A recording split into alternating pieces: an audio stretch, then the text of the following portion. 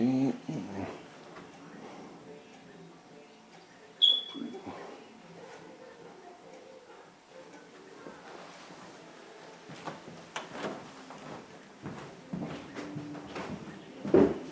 My name is Melinda Okerson, and I'm giving an interview on the things that took place in my life as a child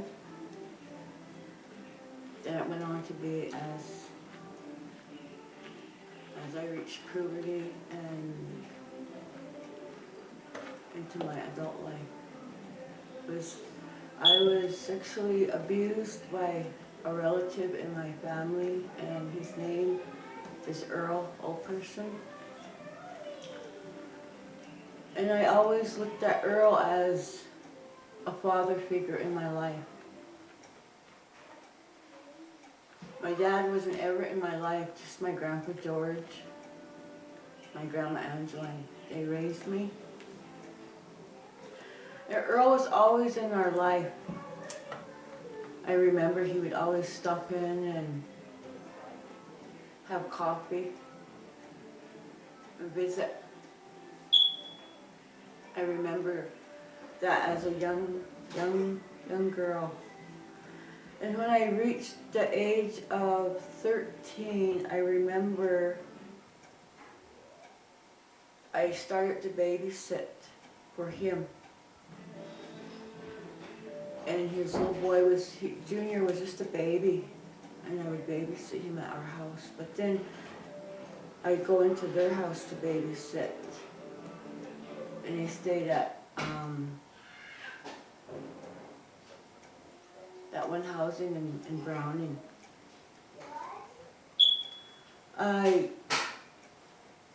When the sexual abuse started with him, I was babysitting for my brother Carl Wilkerson, and his children was Carlene, Angie, and little Carl. And I took him out to my house. We went out to Earl's house. It was the old house. And there's 2 bedrooms. And that's where we were. And we stayed out there like 2 days. The second day when Bugsy and them were gone, they went to Great Falls, him and his wife Ethel. Ethel was the one I confided in. I didn't tell Bugsy anything. I just told her. I believe that she was probably the first one I told, besides a relative, Carla, skunk cat.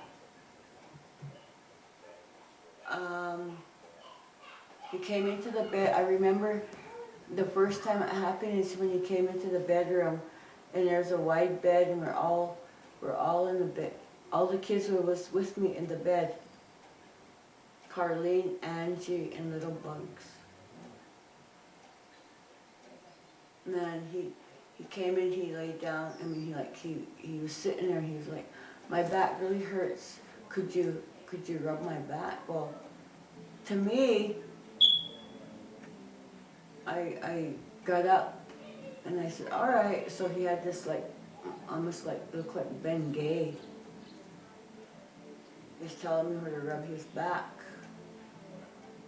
And I didn't think nothing of it.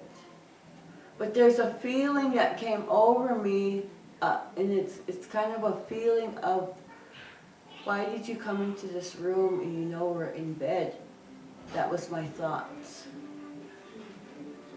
And then he was sitting there and he was talking, telling me different things about his trips.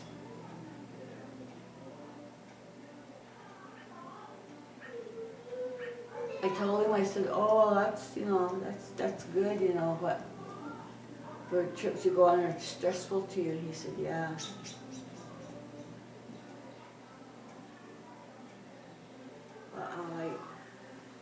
Then we were sitting there. Then he started to rub my leg. And he started to just keep, like he was like caressing, and I was feeling uneasy, but those kids were there, and I think at that time, one of them was waking up, so he stopped, he quit, he moved away. And I think that was the little boy, he wanted to go to the bathroom. So I got up with him and I took him into the bathroom, and the bathroom was just right there, right between the bedrooms. So I took him in there. And I started thinking, while I was standing in the bathroom with the little boy while he was going to the bathroom, I start thinking, I wonder if he's still sitting in that bedroom, or I wonder if he went back into his bedroom. But when I came out, he was still sitting there. And he walked into the other room. And he just walking around and in there singing Indian. I don't know what he was doing in the kitchen and in that little living room. And he closed our bedroom door. And I was sitting there thinking, I wonder what's going on, what is he doing, what is he thinking, what's... There was a fear that came over me. So I went and I laid down. And I put the little boy back to sleep, and I laid by him, and I just covered up, and I went to sleep. And I remember it was maybe, it had to have been later than that, hours after that, him knowing that I went to sleep, and then I just felt him when he came in, and he must have been kneeling down by the bed, and that's when he started caressing my legs again, and I knew, and that's when before I could even say anything or do anything, I felt his body right on top of me, and my undies were off already, and I remember when he just really hard, like he just pressed really hard. And before I could even do anything or say anything, it happened really fast. And next thing he was done and he was out the door. And I remember sitting there.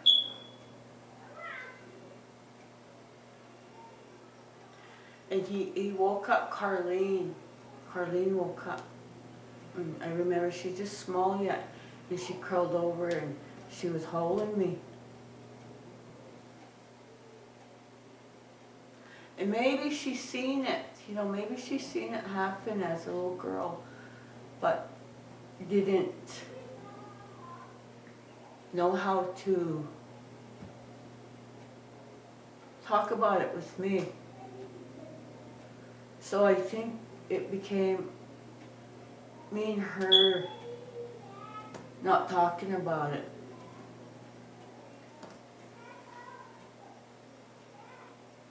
And I remember that when I started to drink at 16, it was still continuing. He still would do that. When I was at my house, he would come in there when he knew everybody was sleeping. The door was always open for him because he was always checking on my grandpa. He'd come in and he'd go in my grandpa's room and stand around in there. Even my grandpa was sleeping. If my grandpa woke up, he'd stand in there and he'd visit him. And he'd come into our bedroom. We only had a 2-bedroom, but he'd come in there, and that's when he would start doing that.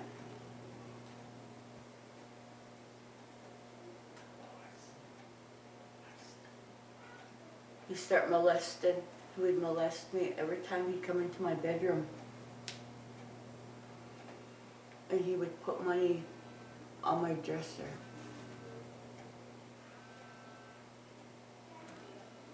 Or he would give me money. Or he'd buy me things. which the things that he gave me, I always gave them away. I didn't want to remember why I had those things in my possession. I was just, if somebody liked it, I'd just say, you can have it, it's yours.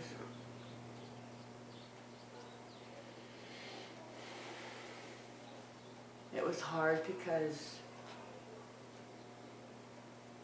I would go up to my aunts, Carrie and Edith, and I'd sit at their houses, and I always wanted to confide in them, but I didn't know how, because I knew they wouldn't believe me.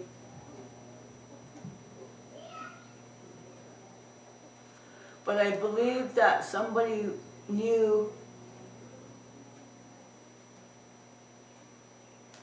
somebody was always watching or looking, and I believe somebody always knew what he was doing.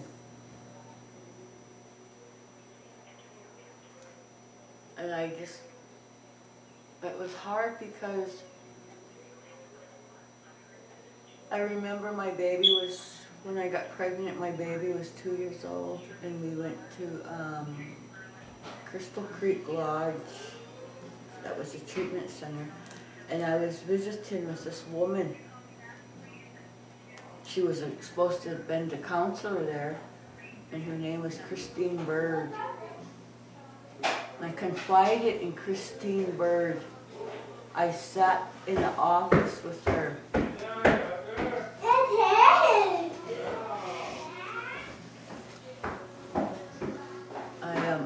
I sat in her office with her and I explained to her about some things that was happening to me and why I was drinking so much. I began to smoke weed at 16, cigarettes, and there was alcohol. If there's alcohol there, I started to take it and drink it. And my family was asking me, why are you doing this? You know, my mom would ask me, her name was Eleanor, and I would answer her. She said, why are you doing this thing? And one person, when I came over to the Flathead Reservation in '87, I made it my home. When I talked to this lady, Christine Bird, at the treatment center, I confided in her on what was happening to me, being sexually abused. And I told her, and she said, you can tell me who's doing this to you.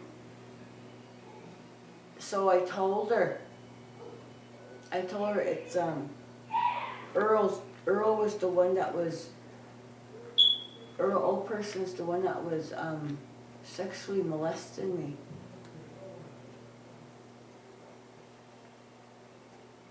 And I think at the time, she was already, he was seeing her too. He was messing with her too. She had a trailer in East Glacier. Then she got a house, he got her a house with the, right behind the hospital, the treatment center that was housing there, that he made sure she was close enough. So I just confided in her and I told her, you know, even about my little girl, she might be his. So when I went in there into the tribal office that time, I told him, I said, need some, you got any money you can loan me or help me out with? I'm gonna head out to go visit my sister Betty and Arlie, Betty Matt. And he said, yeah. He said, well, it's best that you just leave. It's best you just go because you'll be better off. I said, yeah, don't worry about it, I'm heading out. I said, but remember, I always got something over you. And once this leaks out, once this gets out, I said, it's gonna be you that's gonna have to deal with this, and if you don't deal with it here, then you will deal with it somewhere else. And it's hard every day to live this. So when I left, I came over here and I made this my home, and I didn't want to go back because of all those years. And when I got into high school, I couldn't concentrate. So I left and I went to Seattle, and that's where I went to high school, was in Seattle. I went to stay with a relative. Her name was Carol Scavero. I went and stayed with her.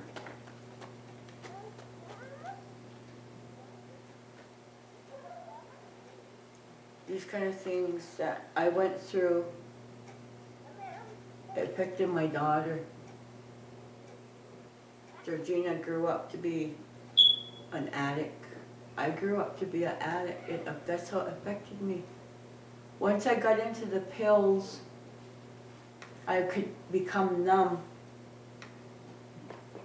In the weed, I can become stoned, and I didn't think about this then. So this became my world. The pills became my world, because the pills, when you take them, they numbing you. They numbing the brain. They say there's no more pain, and it's true. There's no more pain, because everything goes away. All the real stuff that we go through in life becomes nothing. It numbs it, it takes it away. So when I start taking the pills, because of all of that I went through, I took the pills, I took the smoke, the weed, I got stoned, and I drank. I used alcohol.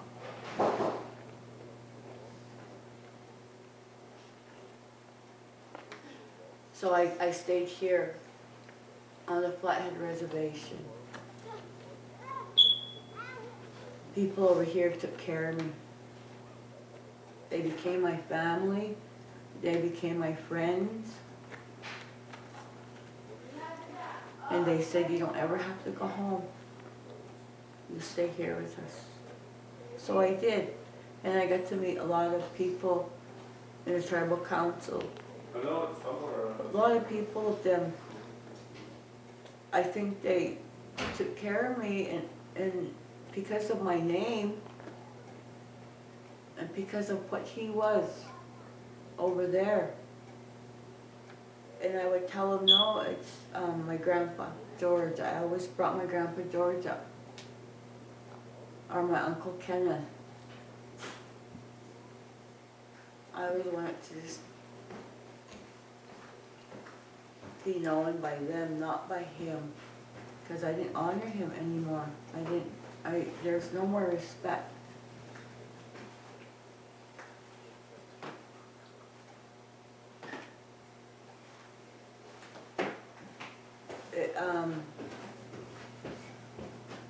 You have to go to a lot of healing stuff on this side, but I'm going to go back to when I was in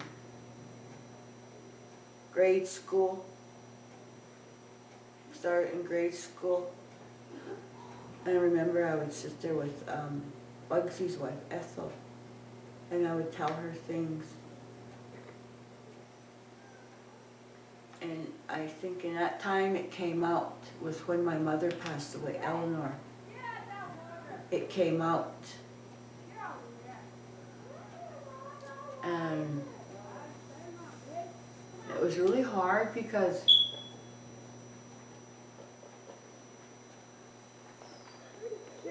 it's like I couldn't go on. It's like I couldn't live a normal life. Even I tried, because he was always there. Like he was always, when things would happen, he was there, and I'd see him, and it's like I didn't want to look at him. I hated him. I hated his guts. but I needed to tell somebody.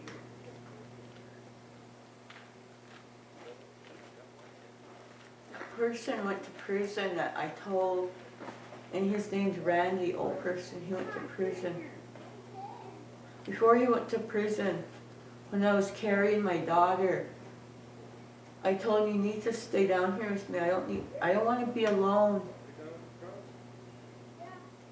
Because one time I was standing in my living room and I was putting up some pictures. And he showed up, he pulled in. And I was by myself. And he showed up. And I remember he pushed me against the door. I was probably about 8 months. He pushed me against the door and he went like, he put his hands right here on me when he pushed me against the door. And I told him, if you don't get out, I'm gonna call the police on you and I'm gonna tell them what you did, what you're doing.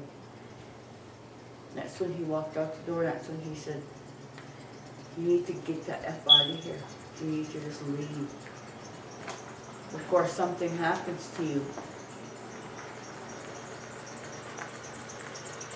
And that's when I was 8 months pregnant with my daughter.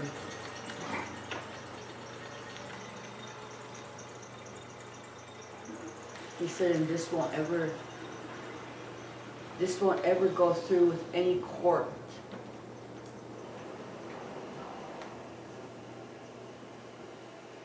He said, you can try it, but it won't ever go through. And he called me a whore, called me a bitch. He said, that's all you are. You're nothing. You're nothing. And I didn't tell anybody about it. I kept it to myself. But when I drank and used the pills, I became numb, and my sister Betty would tell me, why do you use these? So while we were drinking one time and I told her what happened. I told her pretty much as I could tell her what happened to me. And I told her, do you think I use just because I want to? I said, everybody I tell, they all say, oh, you're lying or you made it up or it's nothing. You just made it up. But when I told her we were drinking, and I told her, can I tell you something that happened to me? And she said, yeah. I told her about Georgina. Georgina was about 4 years old. I was sitting there with Betty on her porch. We were sitting there visiting. And she said, oh, she told me, she said, let me take her. Let me raise her. And I told her what, she's all I got. My mom's gone, Grandpa's gone, and she's all I have. So I kept her, and I raised her, and we became inseparable. But I didn't look at her as a baby that was out of rape.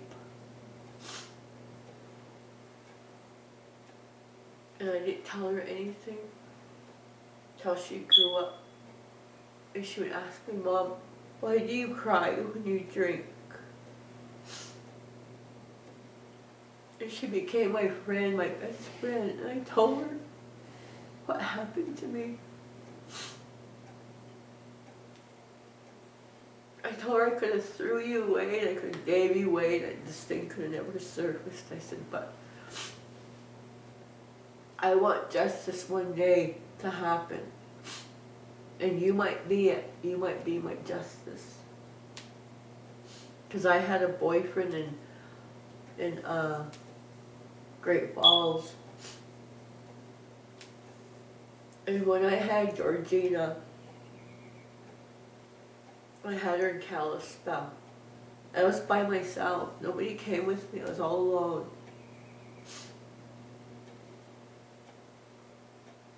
And when I had her, she was born in '85. It was cold. It was winter. And I went to have her. Everybody had somebody to be with them when they had their baby, but I was by myself. And the only one I could call was May Little Ploop, and we talked on the phone. So when I started having my baby, she stayed on the phone with me, and she would talk to me on the phone, because I didn't know what to do. The nurses were there trying to help me, but I just needed somebody to just talk to me. So May's the one I called, and May's the one I confided in about what happened to me with Earl.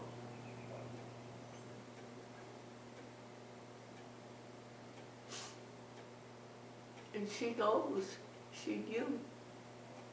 She said because they would watch him when he would come in late at night and go to my grandpa's house. And she says, is that when it was happening? I told her, yeah.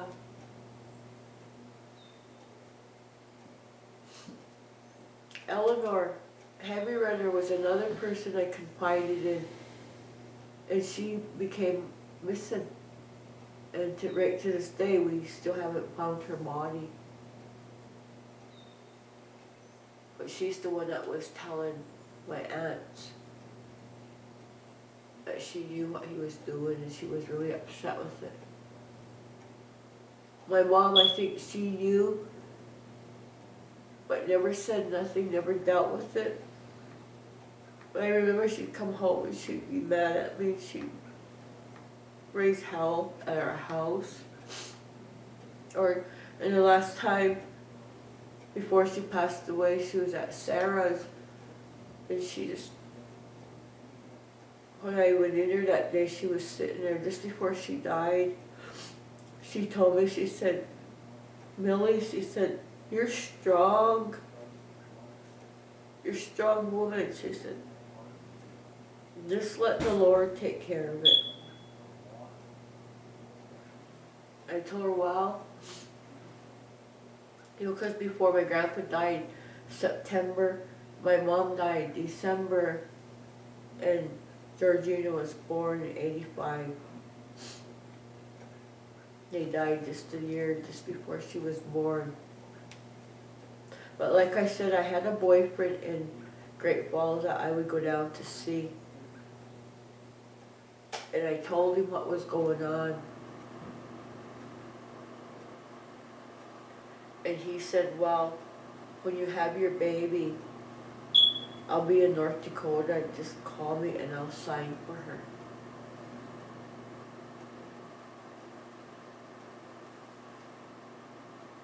I told him, all right. He said, I'll sign the birth certificate for her. He said, but if you want to take a DNA with that guy, he said, you should just take a DNA, he said, and find out what's going, if it's his or if the baby's mine. We never did take it. We just now took it this year, 2013 in Kalispell. I would look at Georgina when we would go home. I would see my aunts or I'd see my relatives, like they pitied her, like they would look at her and they pitied Georgina because maybe in their minds, what they heard, they would cover it up.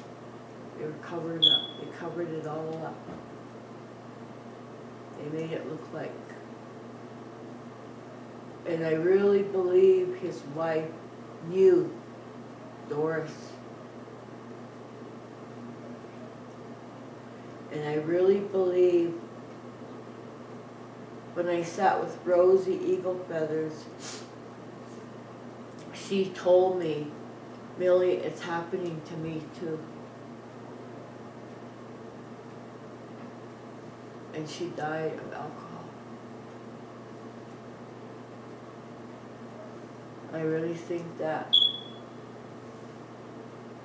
what I'm standing up for is Rosie and myself. And anybody else that he's molested, I stand up for them.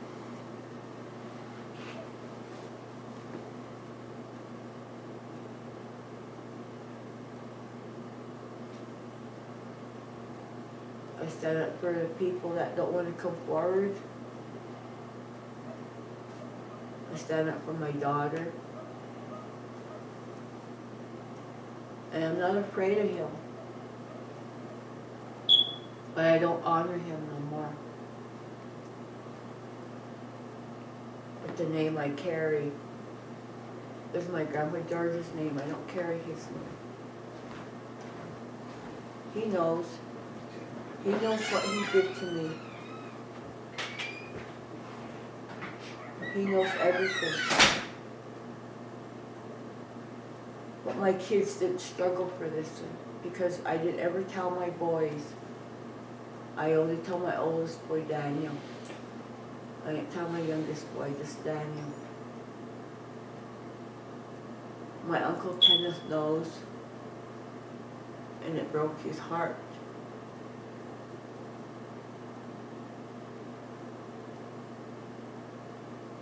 So all the people that were in his life that he depended on are all gone.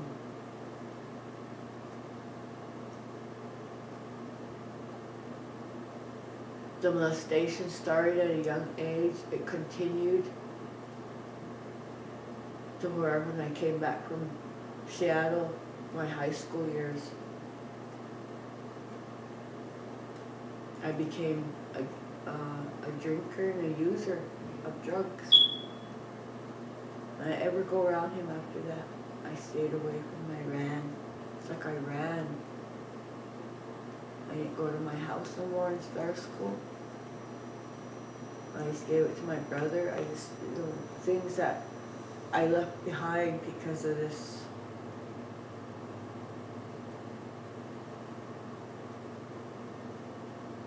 It's a troubling feeling to go through when you go through that with your uncle. Someone you looked at as your father, someone you looked at as a dad. And they hurt you. And you have to look at him every day. Every day he'd come in aggressively. It's painful. It hurt. And when I got with my husband, Daniel was born in '89 when I met my husband, Ed Maestas. I went through 10 years of abuse by him, physically abused. I feel like I deserved it. Women feel like they deserve it when they get beat up. And I felt like I deserved it, that abuse. Until I got counseling. And they start telling me it's not your fault. I don't have, he hurt you, he used you, he beat you. And this guy over here, he molested you. That's all abuse. That's not love. It's not love. So Millie, he just put you down, he just hurt you bad. Then you got with your husband, he physically abused you. So you felt like, well, the shame from this guy, you carried it to this guy.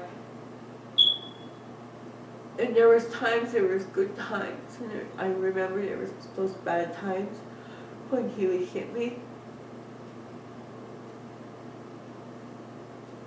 And this guy, Earl, would grab me by the hair and pull me down.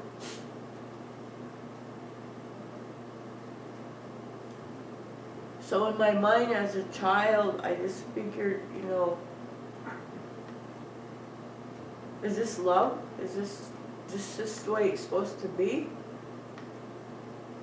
Is it, or I carry the shame from what happened here, and it's in this relationship now, so I just feel like I deserve to be beat up. I deserve to get hit. When I had my little boy Daniel,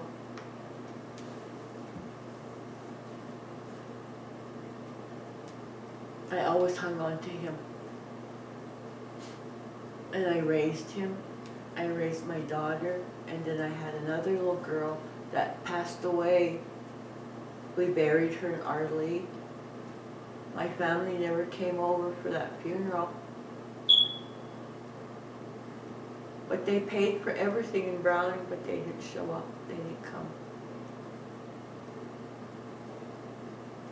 And it was better that way for me. It's my family in Arley came. And then I had another baby, and he's the one, my boys that I protected. And I raised them, and I told them, if you ever have a wife, don't treat them bad. Respect them. Don't treat them bad. Don't treat